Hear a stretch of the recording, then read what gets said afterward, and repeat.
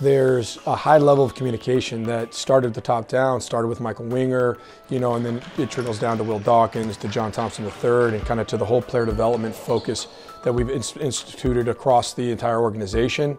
So that communication is regular, it's ongoing, it's open, it's honest, it's transparent. And because of that, right, number one, it helps the players. They understand the expectations. They understand how they're going to be held accountable, how they're going to be judged. And then we have synergies in terms of the style of play. We have synergies in terms of the offensive and defensive systems. And really what we want to do is help the players that are assigned understand and find the footing and be put in these game situations and scenarios to make them better decision makers, to ultimately help the Wizards win basketball games. It's constant communication, right? It's a daily thing. It's an ongoing evaluation process, evaluating where we are from a go-go perspective in terms of taking the player development plans that we've talked to each of our players about and implementing those. Are we seeing growth in those areas? Where can we patch holes? What can we do better? I'm a big proponent of, the kiss of death to me is the term, hey, this is how we've always done it. I want to find a better way to do anything and everything. If there's a more efficient way, if there's a way that's going to yield better results for the organization, for the program, for a specific player, let's find that way, right? I'm not married to what's old and new.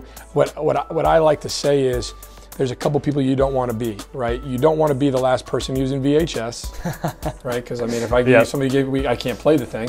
Heck, I can't play a DVD right now. It's all Netflix. It's all digital. Everything's in the cloud, right? So you don't want to be that guy, and you also don't want to be the last guy relying on mid-range jump shots to win basketball games, right? So we want to play an analytically forward-driven style. We want to be progressive in the methods that we employ here. For Wizards fans who might not be as familiar with the G League or with the Go-Go, what message would you send them about why the Go-Go are important and why they should pack the stands? There's 8 million plus people, in the surrounding DMV area. We realize that we might be a hike for some of the people on the outskirts of Virginia, but what a great experience when you come here and you get close, and it's up close and personal, and it's, you don't have to sit way up in the top in the nosebleeds. And these guys are tangible, and it's a really high quality level of basketball. Not to mention, the coaching. Not on my side per se, but the people that we're coaching. Some really good coaches have come through the G League. You've got the Mark Diagnolts, you've got the Nick Nurses.